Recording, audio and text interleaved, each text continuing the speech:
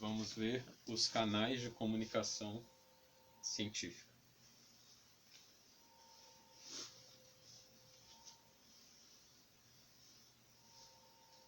Eu vou ler um trecho aqui da apostila que eu estou seguindo, do professor Galba de Mambro.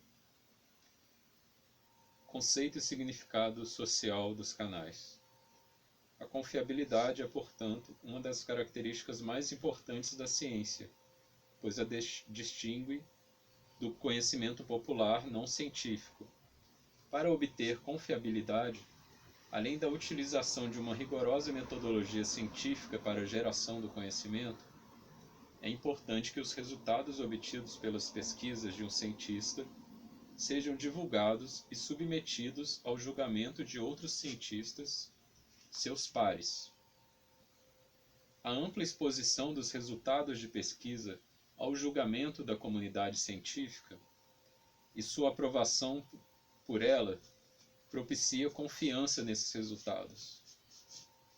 Por essa razão, todo o trabalho intelectual de estudiosos e pesquisadores depende de um intrínseco sistema de comunicação que compreende canais formais e informais, os quais os cientistas utilizam tanto para comunicar os resultados que obtêm, quanto para se informarem dos resultados alcançados por outros pesquisadores. Assim, toda pesquisa envolve atividades diversas de comunicação e produz pelo menos uma comunicação formal. Na verdade, uma determinada pesquisa costuma produzir várias publicações, geradas durante a realização da pesquisa e após o seu término. Tais publicações variam no formato. São relatórios, trabalhos apresentados em congressos, palestras, artigos de periódicos, livros e outros. No suporte de papel, no meio eletrônico e outros meios. São audiências, colegas, estudantes, público em geral, e tem a função, e variam na função, seja de informar, obter reações, registrar autoria, indicar e localizar documentos, entre outras. O conjunto dessas publicações, que chamamos de literatura científica, permite expor o trabalho do pesquisador ao julgamento constante de seus pares, em busca do consenso que confere a confiabilidade. Então aqui o autor do texto nos traz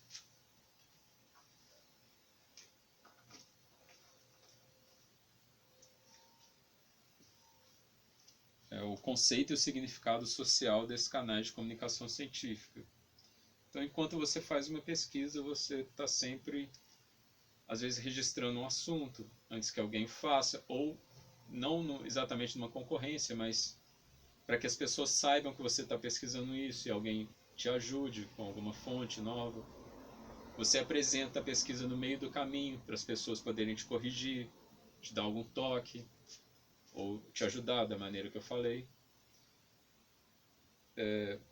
Você conversa com pessoas, enfim, é um processo longo que pode ser publicado de diversas formas. Pode ser publicado em revistas, na internet. Então eu estou fazendo uma pesquisa para um livro sobre a história do time Juventus e eu publico na minha rede social, que tem vários entusiastas de futebol. O goleiro Zeca do Juventus nunca levou um gol de pênalti. As pessoas podem falar, não, levou sim, tal jogo. Olha o jornal tal. Enfim, um exemplo ilustrativo.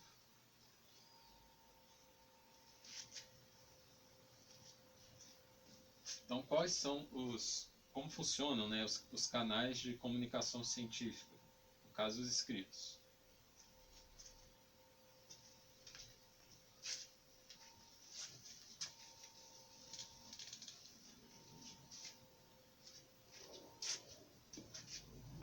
Nós temos o ponto inicial, que é o autor. pesquisador. Nesse caso, já com uma autoria de algo, de um artigo, de uma comunicação científica. Uma pesquisa que tem, como se diz no jargão, ela pode não ser um ponto final da sua pesquisa, mas pode ser uma vírgula, um ponto e vírgula. Ou seja, você escreve ela no meio do caminho para apresentar para as pessoas.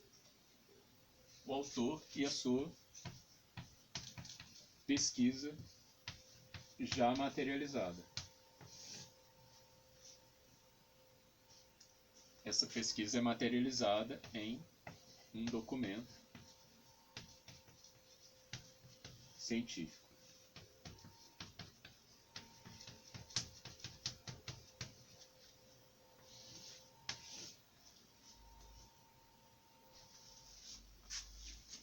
O autor faz a sua pesquisa, a pesquisa gera um documento, pode ser um documentário, né, que eu coloquei científico, mas pode ser meios informais ou independentes, não necessariamente ligados à universidade e tal. E aí você consegue uma editora.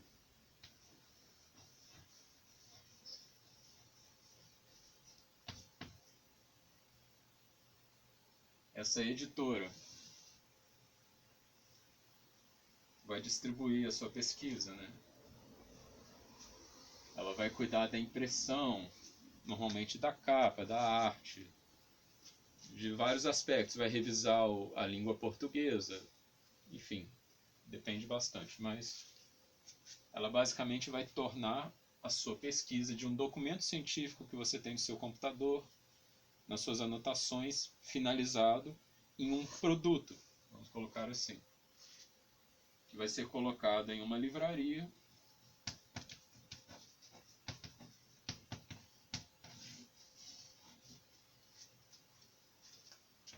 ou em uma biblioteca.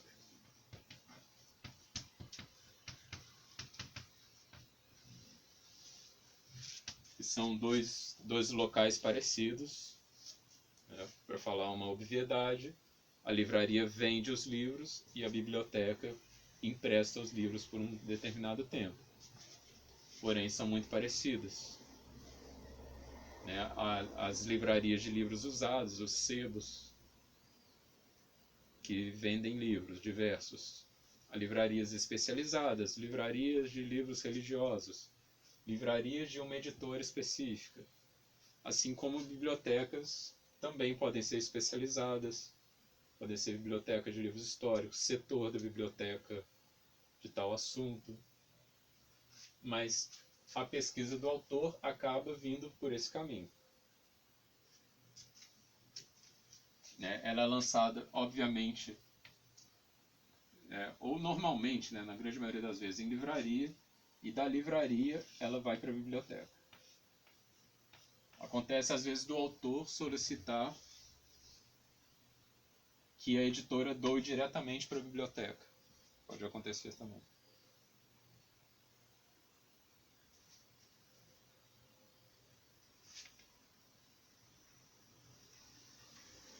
Os outros pontos desse esquema aqui são documentalista,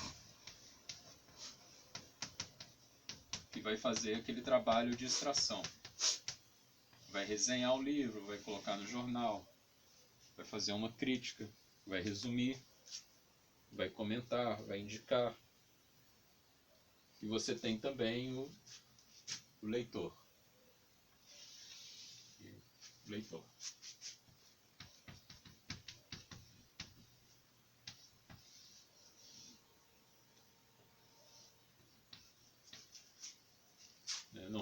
Normalmente o caminho aqui varia. Ficou um pouco confuso aqui, mas do documentalista chega-se ao leitor. Ou o leitor vê o que o documentalista falou e procura o livro na livraria ou numa biblioteca.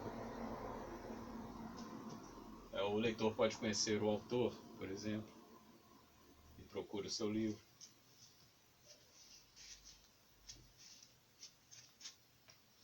E aí você gera aqui nesse meio entre o documentalista e o leitor o documento terciário.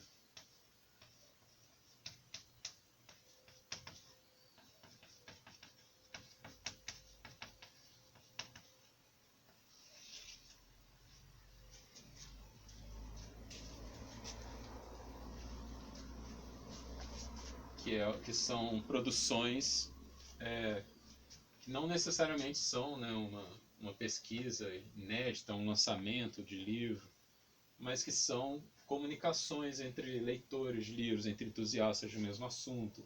Hoje em dia é muito comum, né, são as postagens muito comuns, são as postagens de redes sociais, mas cartas também, enfim. Então, gera uma documentação terciária aqui.